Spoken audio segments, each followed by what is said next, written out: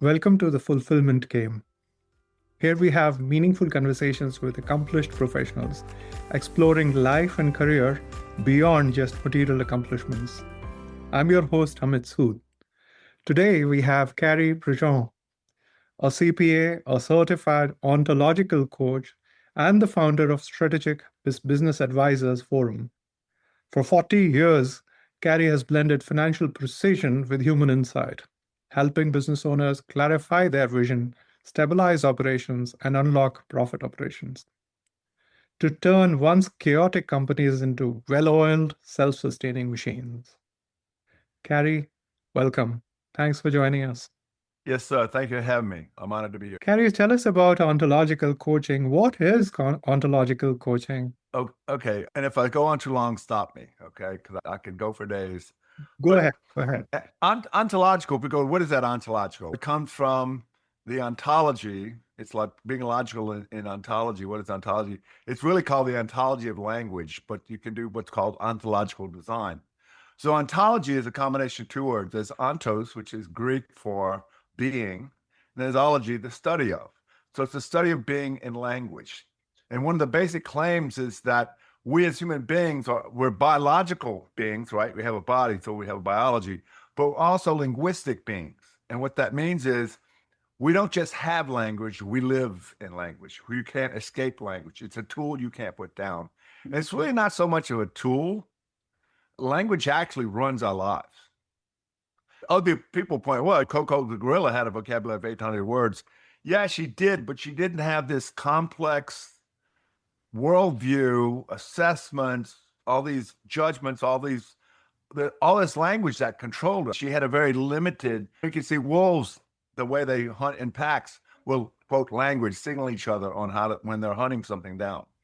But no other being on the planet, as far as we know, has this complex language that's always right there, that's telling you what you're experiencing. In other words, when you look out in the world, most people say, well, when they see the world, everybody else is the same thing. They may see the same physicality in the same event, but their experience of the events can be very different depending on what they're listening to in terms of good, bad, wrong, like it, don't like it, make sense, don't make sense, agree, disagree. And those are just the first primary filters. And beyond that, there's all this other stuff. Looks good, ugly, beautiful. Think of all the assessments we live with about everything. This silly magnifying glass, it's a black magnifying glass. You can come up with almost an endless series of assessments about it in terms of it's a black magnifying glass. What are those little things over there? Lights are stupid. It's not that powerful. It's too small to hand. What are you, blind? Why do you need a magnifying glass? The stories are endless. So if you can do that with a magnifying glass, just think of the stories you're telling yourself. And again, you're not really telling them. They're being told to you because it's sitting there. They're being told to you about what you should experience, what you should feel, how you should act, how you should react. What emotion should you be in? What about that other person? Good, bad, right, wrong, like it, don't like it, make sense, don't make sense, agree, disagree. We tend to characterize people with only superficial perception of who they are. We don't really get to know other people. We see them take some actions, and based on some standards that we hold about that, we say they're the good, bad, wrong stuff. So what there is to do, ontological coaching is helping people see the language that they live in, or to be an observer, in other words, an outside observer of the observer they are, and what part of your language is going to empower you. It's going to allow you to do certain things, see certain possibilities, have certain horizons, be able to take certain actions. Other parts of your ontology, your discourse, your perspective, your narrative, is going to disempower you. It's going to narrow what's possible action. It's going to narrow the emotions you live in, mostly negative. It's going to narrow your possibilities. And for the most part, it's going to be where the two primary moods of suffering are resentment and resignation. And both of them start with the conversation of, I assess X is being done to me. A lot of times I assess that whoever, some other person, the government, God, some other person outside of me is doing it to me. I assess that it's damaging to my current and future possibilities. I assess there's nothing I can do about it. Resentment has the added sentence of, and I promise to get even somehow, someday. But if that baseline, and there's nothing I can do about it, if there's nothing you can do about it, what are you going to do? You're going to become helpless. You're going to sit there and take it. And again, there's a great book called Learned Optimism by Martin Seligman. He's a professor at the university, at least he used to be at the University of Pennsylvania. Happiness studies. Are you familiar with him? Yeah. Okay. They did experiments on dogs, and they had one set of dogs that were in cages, and there was a mild electronic shock. And what the dogs learned was if they hit a certain button, they could get out. There was another set of dogs in these cages, same electrical shock. No matter what they did, they couldn't do anything. So what the dogs in those cages did, eventually when those shocks began, they just laid on their paws, laid down and took it. What they learned was to be helpless. No matter what you do, there's nothing you can do. I just lay down and take it. Same thing happens with humans, except ours is reinforced with a very complex set of assessments. And again, for the most part, your language runs you. You don't run your language, because most people aren't even aware that there's this, and I hate to say it like this, but there's this voice, there's this narrative that's going on right now. And if you're listening to this, you may be saying, what's this guy talking about? That's crazy. I don't have a voice. That's the voice. Okay. You're always being told something. We don't get a direct biological experience of life. We get an interpretive one. Does that make sense? Yeah. So what that tells you about language is that language is generative. Most people see language as just a tool we use to describe the world. Yes, it is, but there's a very narrow part of it. Mainly what language does, it generates our reality. And it generates our emotions. It generates our moods. It generates how we act, what possibilities are available to us, how we feel about other people. It generates all of that. And more importantly, it generates the future, right? Human beings are the only species that we know of that can design a future. Wolves can generate with their language, and I imagine porpoises, dolphins, whales, orcas, they can generate some now that can communicate. I don't know if they have that. I don't know enough about it to know that they can design a future. I don't think so. I haven't read that. But we can say, hey, this podcast we're at right now was invented in reality in the past through a series of emails. Hey, what about this date? Yeah, that's good. Okay, then you sent me the invitation. I promised to show up. You promised to show up. Here we are having a conversation. This present was invented in the past. Does that make sense? Yep. So here's a lesson from that. If you don't like what's going on with your life, if you don't find it abundant enough, if you find yourself dissatisfied with it, start having, number one, different conversations with probably different people. And how do we design the future? The future is designed with 3 specific speech acts. One is request, making a request. I ask that you do X, Y, and Z by such and such a deadline. Offers, I offer to do X, Y, and Z by X deadline in exchange for. And then the thing that seals both of them is a promise. I accept means, yes, we're going to both coordinate this. I decline means not going to happen. Think of it this way. If everything you did in life, at some point you said it, every decision in your life, when you said a yes, if you had said no, how different would your life to be? And conversely, all the things you said no to, if you had said yes, how different would your life be? Yeah. So language is the thing that runs us. We don't run it. Now you can, if with a lot of practice, some coaching, you can learn to always be paying attention to what's going on here and dismiss the BS. And you can also, a lot of what drives us is the assessments we have about ourselves. When I was growing up, my mother told me I was ugly and stupid pretty much every day into high school. And of course I believed her. And then I got to college and I found I really wasn't ugly and I really wasn't stupid. But I acted that way pretty much through high school. And later when I got the whole ontology of language, the learning and discipline for it, was I could see that was an assessment that I had with myself for the longest time into adulthood. There was always that nagging little voice of my mother making her little comment. She never said exactly, you're ugly and you're stupid. But the comment she would make was, what I got was, you're ugly, you're stupid. And again, she had her own upbringing. I'm not trying to throw her under the bus. She did the best she knew how to do. None of us are perfect, right? As a father, I look back at some of these, like, wow. What was I thinking? And that's the problem. You weren't thinking, you were having thoughts. Yeah. That's some of the things I do with my kids. And hopefully My imperfection of a father hasn't had any long-lasting impacts on any of my now adult children. All except one have children.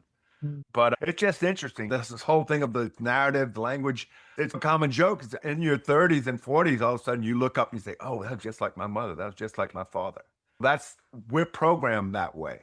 Right. We're programmed by our family, by our surroundings, by the religion you were brought up in, the economic, societal strata you came from. Or let me put it this way.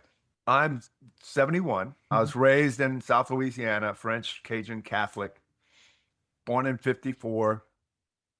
I remember Kennedy being killed. All that. I remember John Lennon's assassination.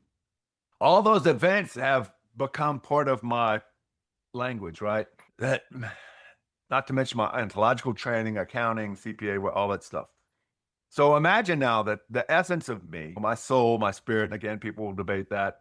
But let's just say the essence of me, for lack of a better word, was born into a female body in rural Pakistan in the 1500s and was raised strict Muslim and grew up with the beliefs and the teaching of my parents at the time. I could still be me, but I would be a very different human being. That makes sense? It does. Okay, so you have to appreciate when we're interacting with other people, and again, we're very societal animals. There are the exceptions that go off and want to be hermits and mountain men, but for the most part, we're very societal. We want to be included. When you interact with other people, you need to be aware of what are they listening to? And you can get a sense of it by knowing how old are they? How'd they grow up? Where are they from? As much background as you can. All those come with a certain amount of discourse. At the same time, you don't want to peg them in, because I come from a family of 8 kids. 6 of us are relatively very similar, but two of my younger brothers, radically different. Like politically very liberal, did some experimentation with drugs, what have you. They were, and if it feels good, do it in their youth. And one of them actually died from excessive alcohol and drugs at the age of 51, I think. Anyway, so just because we were all raised in South Louisiana, Catholic upbringing, went to Catholic school, all born within a 10-year span, 2 of us came out very different. So you can't assume, they're going to be just like Cary. They'll be similar to Cary in some ways, but there'll be some ways they're going to be radically different. So you really have to get to know the other person. You need to be able to listen to what they're listening to. And while that sounds impossible, it's not. With some training, you can listen to what the other person is listening to, a lot of times by what they say and also by what they don't say. Like when they're observing something and they don't say something that's like obvious to you, what is it about them that they missed that or they didn't think to comment on it? Am I hearing it, Cary, that a being of a person is as if contained or packaged in the kind of language that the person is hearing himself talk or herself talk to herself? The conversations one is having to oneself and to others about oneself, is it? Listen, I think we're spiritual beings in a biological experience. What has us be human beings, I would think, is the language that we live in. And again, it's the language we operate on. In other words, for me to do something, I don't know. Think of some extraneous African tribe that had some ritual, some tradition, some belief of which I've had no exposure to. It would be ludicrous to think, yeah, okay, we'd love that. I don't know. We grow up with all this input, and we adopt certain beliefs along the way. And most of what we do in our life is we look for evidence that says what our thoughts are. That makes sense? Yep. So that's why for some people, it's like a mission. It's not just, I want to be right about it. No, I'm right about it. What is it? I have a good ontological coach friend. He says, sometimes wrong, but never in doubt.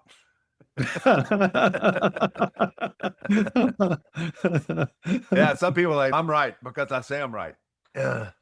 But those people that's hard to get them. And again, all learning happens in questioning.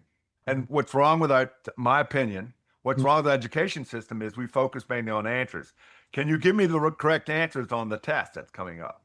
Rather than can you come up with the right questions to learn something here? And a lot of it comes from, and again, as Americans, we tend to be very arrogant. We tend to operate I already know that. Yeah. That or just give me the answer. I want the drive-through learning here. Give me the Burger King answer. I'll drive through, you give me the answer, and we'll all be good. No, I don't want to study. I don't want to work. That's too much thinking. I got all this other stuff I got to go do.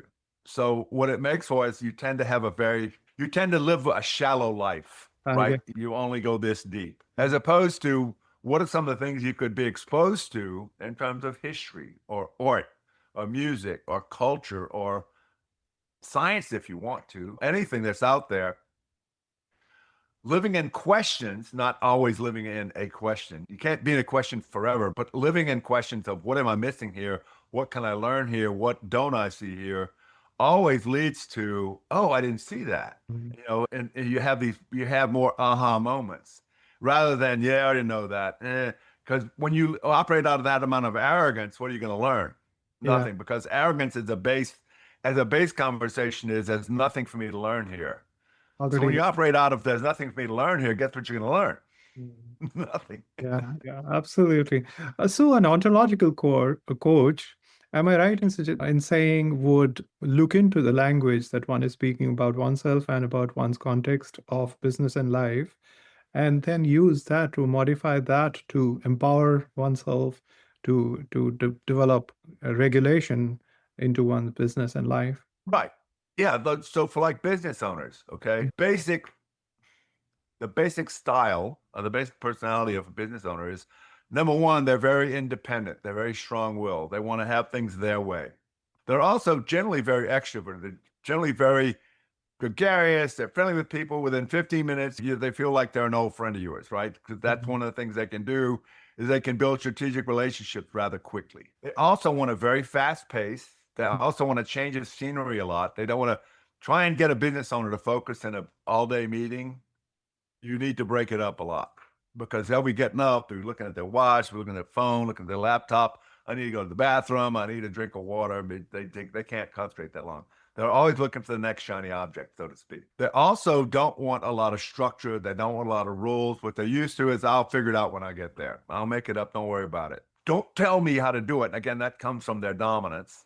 Don't tell me how to do this. I know what I'm doing. So when you put them in a business, they see their business as this is all mine and I want it run my way. So generally that come from when they interact with employees is the business owner sees that should be done such and such way in their own head. And the employee comes from, I just want a job. And they're going to do it however they think they can do it.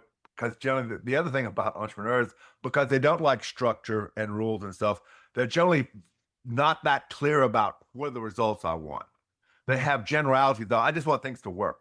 I want it to go well. I just want a well-run business. That doesn't tell me anything because your definition of well-run business may be totally opposite to one of your employees or many of your employees. What is a Mhm. well-run business? You tend to see things as possibilities where they see risks. You're willing to take action where they're not. That you're going to have a very different thing. So what happens when somebody does something that doesn't work out? The business owner generally, it doesn't say these words, but generally the message that precedes is, what are you, stupid? Because it comes out with questions like, why'd you do that? Mhm. Why'd you do it like that? What were you thinking? But the message is, you're stupid and I don't trust you. Mhm. So what business owners do unconsciously and inadvertently is they teach that people only take things so much, only so far. And then the business owner has to come in and finish the day, which results in the business owner becomes the company's big bottleneck. Everything has to go through the business owner. You were talking about how business owners find themselves stuck and how an ontological coach might help them out. So again, as I was talking about earlier, some of your discourse has empowers you. Other parts of your discourse will disempower you. So that part of an owner's discourse disempowers them because what? Now that employee, how much do you think they want to put out the extra effort to do things right? They'll Mm, do what you tell them, but are they going to take extra steps? Are they going to stay after 5? Are they going to put in? mm, No. In fact, they're going to probably badmouth you in front of the other employees when you're not around. And more likely, they're going to go home and badmouth you to their friends, family, whoever, what an asshole you were and how you humiliated, embarrassed them when all you're trying to do is help. Not mm, only that, that's going to fester. Imagine that kind of attitude festering in the rest of the organization to where pretty soon you have employees who are showing up doing what's the minimum I got to do to not get fired. And I just want to collect a paycheck and go home and mm, screw this guy. Because mainly what employees hear from business owners is my business, my revenue, my cash, my wealth, my everything, and what's in it for them. So in terms of the discourse of business owners is get them to examine that in terms of questions like the way you handle that conversation. Were you Mm. trying to be helpful or were you trying to be hurtful? I'll just find out what happened. Okay, what do you think happened? Do you think your employee felt better about themselves after the conversation or they feel worse? I don't know. That's their problem. Oh, Okay. So what that pointing at is you don't care about them. Of course I care about them. What you just said is that's their problem. You don't care about them. And one of the core elements of trust, and you need trust to coordinate action with other human beings, is the concept of caring. Do you care about my concerns like you care about your concerns? If I get you don't care about my concerns at all, I'm going to be very leery of doing anything with you. That makes sense? yep. Yeah, and caring about me can't just be, yeah, I care about you enough to make sure you get a paycheck at payday. It has to be more about, do you care about this person's concerns as a human being, about their own goals, aspirations, ambitions? Are they trying to get ahead in the company? Do they need more training? Do they need some encouragement? Are they sure about, do they feel confident in what they're doing? Do you even know who they are? I've had businesses where I'm not sure he even knows my name because they don't interact with people. Right. This one business owner comes to mind. He'd come in anywhere from 9 in the morning till 11 in the morning. Nobody ever knew when he was coming in. He always came in a bad mood. He always had a coffee, walked through the side door of the office with a coffee mug. He'd walk to his office with his head down. People would tell him good morning. He wouldn't respond. He put his coffee mug on the receptionist's desk, go in his office and slam the door. What's he saying to all of you? Okay. Leave me the hell alone. I'm in a bad mood. Yeah. At best. At worst, it's something like, I think you're all a bunch of idiots. I can't believe I'm going to come work here. And what problems are you going to throw my way today? Be careful. Tread lightly. Yeah. I get it. And And he wondered why people didn't want to be honest with him. mm, Are you kidding? You're a bad trap waiting to be sprung. Nobody wants to step into that. yeah. And when you went in this direction, Cary, what is it that you found ontological coaching particularly attractive that this is the way that I want to go? What did it open for you as the subject as you started exploring yourself or understanding yourself? Right. Quote, didn't want to be a coach from Mm, the get-go. I went as a student mm, to be exposed to it. And what I got out of this, it was just a weekend course, but what I got out of it was that how much of the world I was missing and mm, how much my own possibilities was I closing off and how much of a jerk I could be. I thought I was a pretty nice guy all the time. And really what gets reflected back when other people can reflect your language back to you is, ooh, he's pretty much an asshole. yeah. And that was a real trigger word. If you really want to get in a fist fight with me back then, it's call me an asshole. One of those things. What you hate most about others is what you really don't like about you. I don't know Mm. if you ever heard that, but Yeah, I've it's heard that. Carl Jung's shadow. The part of you that you're projecting out there is what you do not Yeah, like. It's yeah, who you are. exactly. You're putting it out there. Yeah. So anyway, I was in my early 30s back then. Mm, And I started serving as staff. mm, After I got through, there was like 3 levels of training. I've got through 3 levels. I started serving as a staff on trainings. And I mm, got to see several different coaches, different styles and stuff. And I got interested in some of these longer courses, these year-long courses that we had to go to like 4 conferences out of town. You had a lot of homework in between. And at some point, I thought, I really want to do this. mm, So I started working with the local company that I'd been staffing on, getting trained as a trainer. And then one of the bigger companies offered a course called the Mastering the Art of Professional Coaching, which mm. I signed up for and got certified with. That was back in 1992. Wow. And I've been using the discipline ever since because it's just, the results are pretty amazing to see. Now, again, does it, quote, work with everybody? No, because if you're committed, I'm committed to not learning, guess what you're going to learn? Nothing. And Yeah. there's some people like, I'm not changing. Don't hit me with that stuff. Not interested. Okay, Mm. then I'm going to be moving on. And if it does work, then there's great potential for it to transform personal life too, if I'm getting it right. Because Yeah, oh, big time. Yeah, my personal life. One of the things I got was that I really wanted to start my own business. And mm, within about 5 years, I had. Before that, I just thought I was going to be working as some level of accountant up to CFO somewhere at some company. And like, that's fine and all, that's well and good. But I have a lot more satisfaction Mm. out of having my own company and steering my own ship. It also helped me. I was divorced at the time, and I had really not much of an idea. Am I ever going to get married again? Am I ever going to be in a relationship again? And what I used was the discipline to write down what would satisfy me in Mm. a relationship. And it took about 6 months, and I pretty much journaled almost every day. But a lot of, what I want to see, and not so much, I didn't want her to, quote, make me happy, because I'm clear that I'm the only person who can make me happy. But I wanted certain actions in the relationship, and I wanted to have certain attributes, and I wrote about it. And when I was young, two of the things I said I didn't want, because I'm from South Louisiana, blonde girls were rare. In fact, we have a name for them in French, Jolie Blanc. There's a famous artist down here, Rodrigue. One of his more famous paintings is this blonde girl with the straw hat and Jolie Blanc. So the blonde girls that were not native here were they thought they were the it girls, and they were fairly conceited and thought they were just, I really didn't want anything to do with blonde girls. And being from the South, I didn't want anything to do with Yankees. There's no way I was going to date some Yankee. I wrote the whole list, and part of what I put on there, blonde's okay, Yankees okay. I really got to think about it. What do you have against Yankees? What do you really get blondes? And not all the snotty little Cajun Jolie Blancs that you knew growing up. There's more blondes in the world than that. So I put those on, and guess what? I married a couple of years later, a blonde Yankee. Yeah, I would have guessed. Yeah. We'll be married 36 years next month. Wow, Harry, congratulations. So Yeah. you would say that working with ontology helped you design practically an outlook that you would prefer to have on, Oh, yes? Oh, absolutely.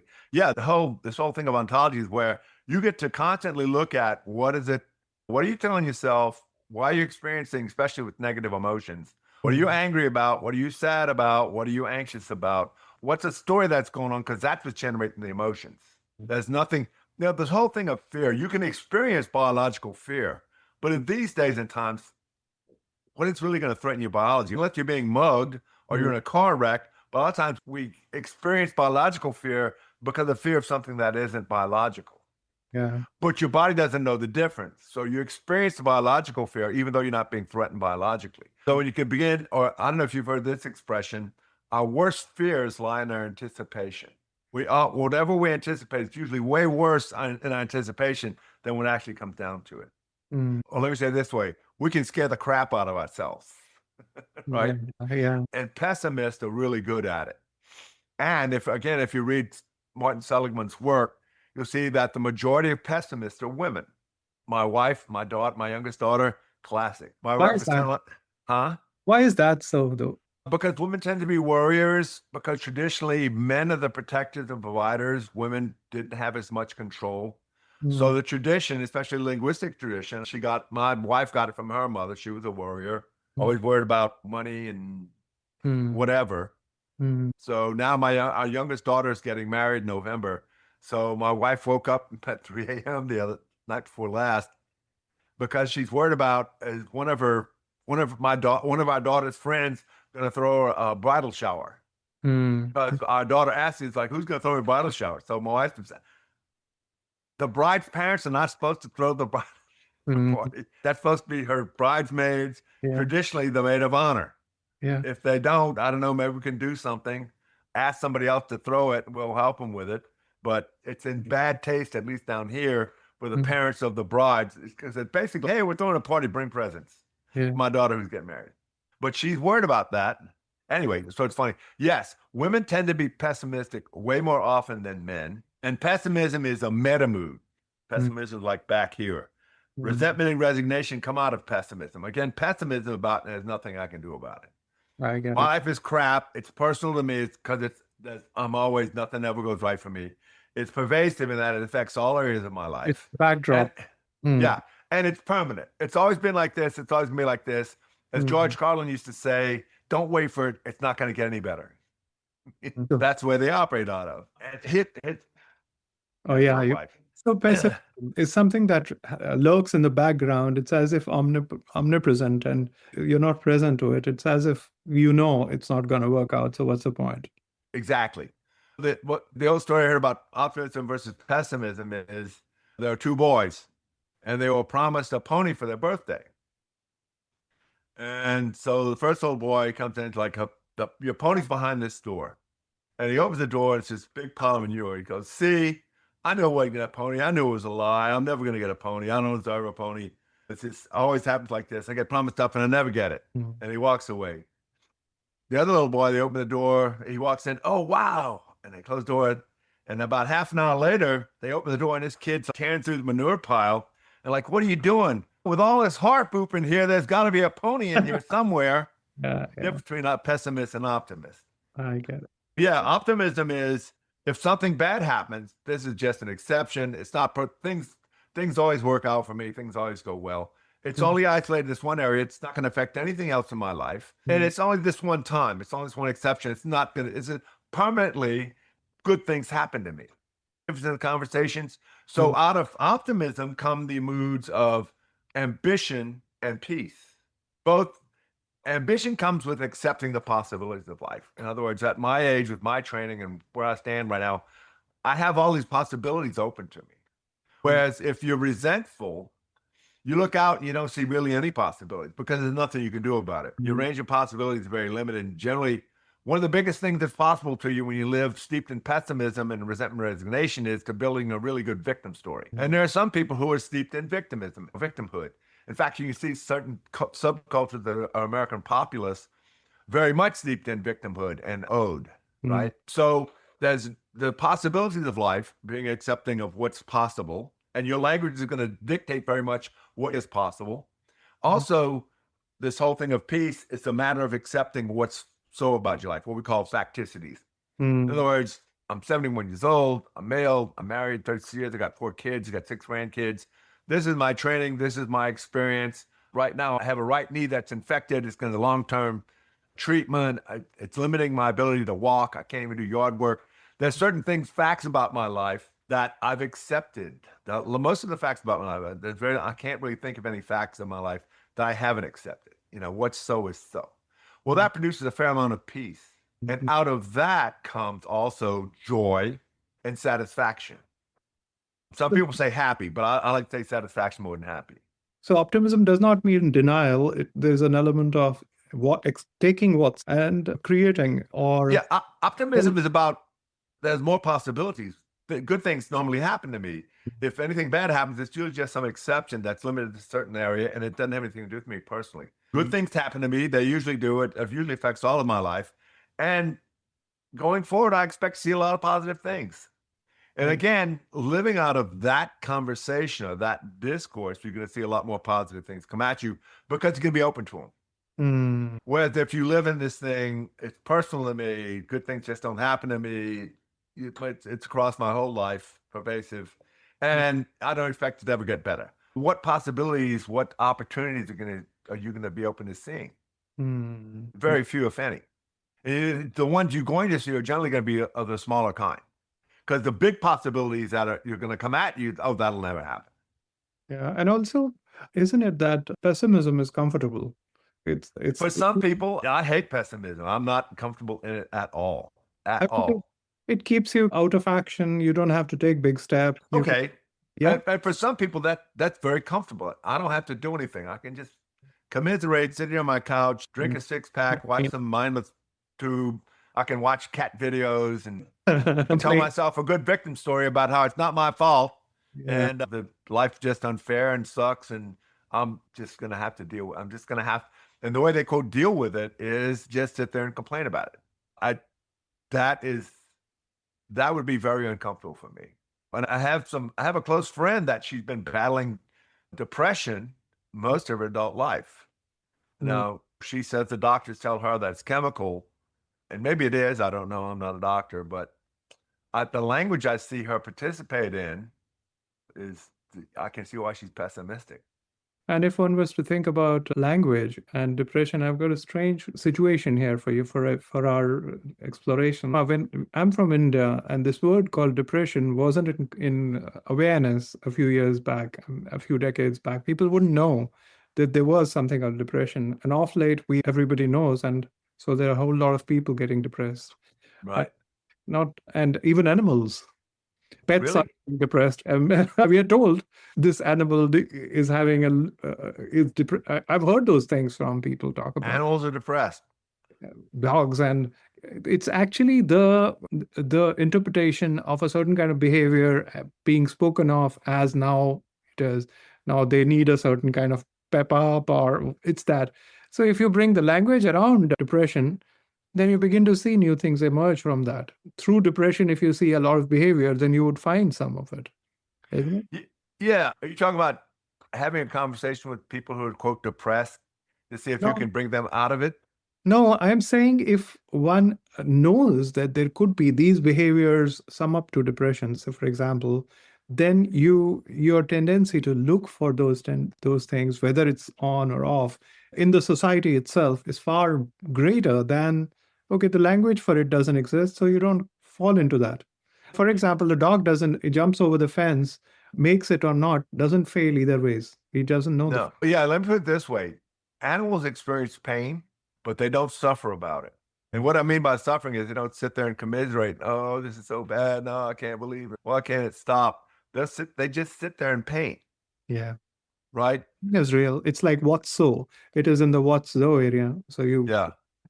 Yeah. but Whereas humans are whine and all this mega, especially people who what they call a bad patient. I have a nephew. It's classic. Whenever something happens, he's just makes a big deal out of it. I get it.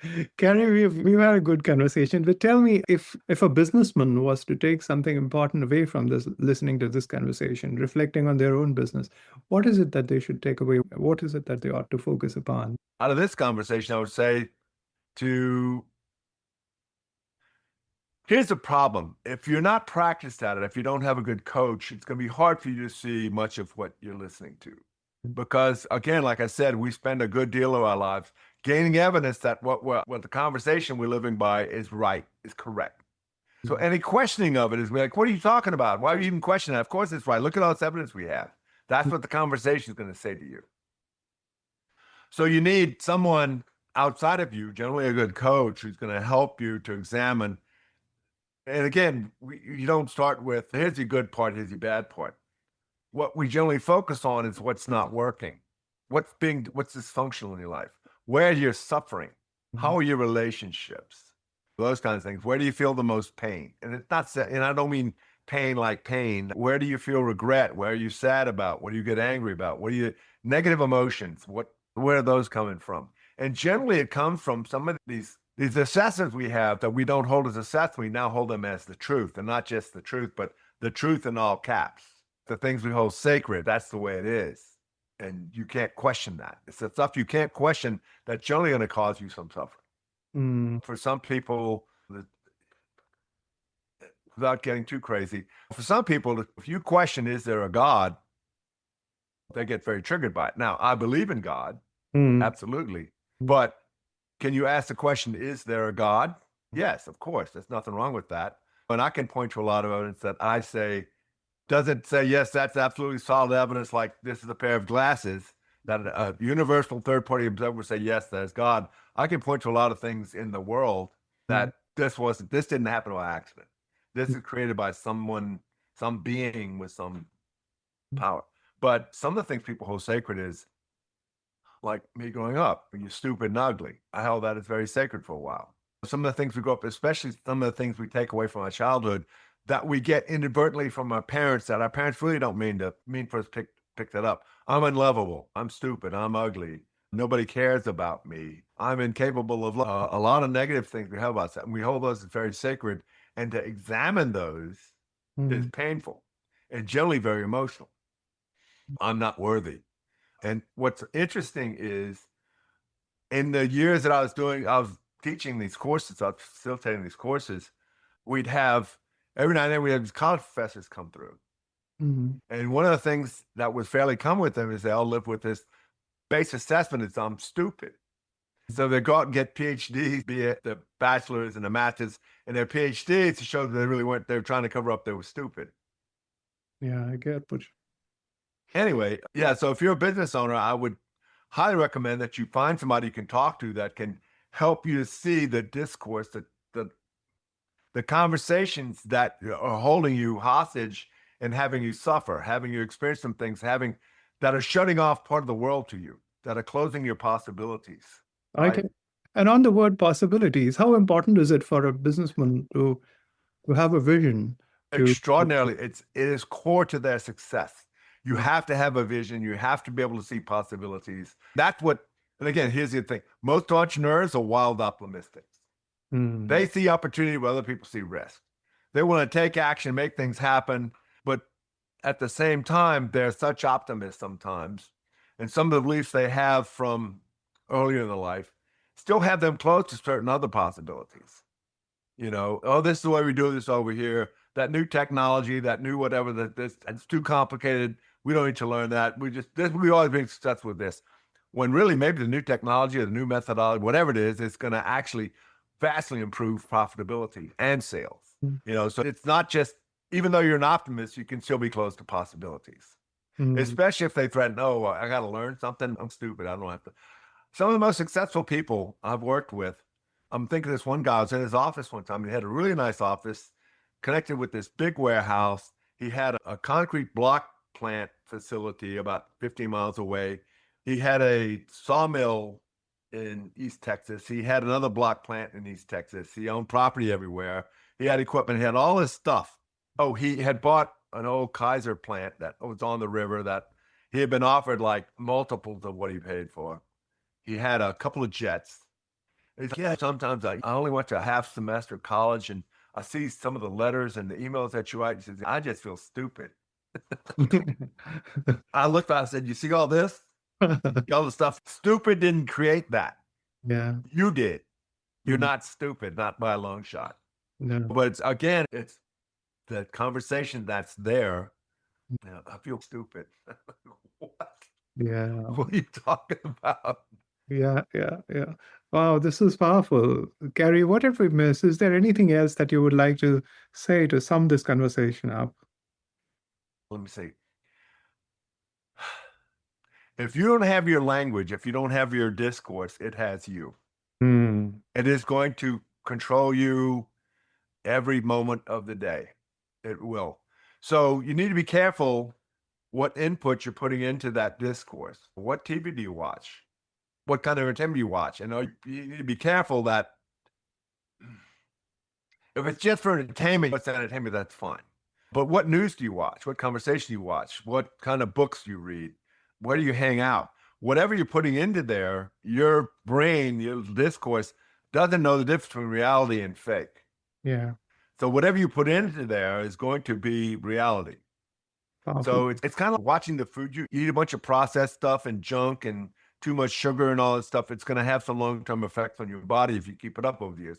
Same thing with what you feed your ontology, right? So So, watch your words. Watch your words. Create your world. and also be careful what you open your mind to. Right. That's why the government got into the education business so bad, so heavy, is that they wanted to develop the minds of these children to have them believe so. And that's why you see such a divergence. If you send this nice, sweet kid off to college and they come back a year or so later and they're radically, communist or Marxist or whatever, and it's like, where did this come from?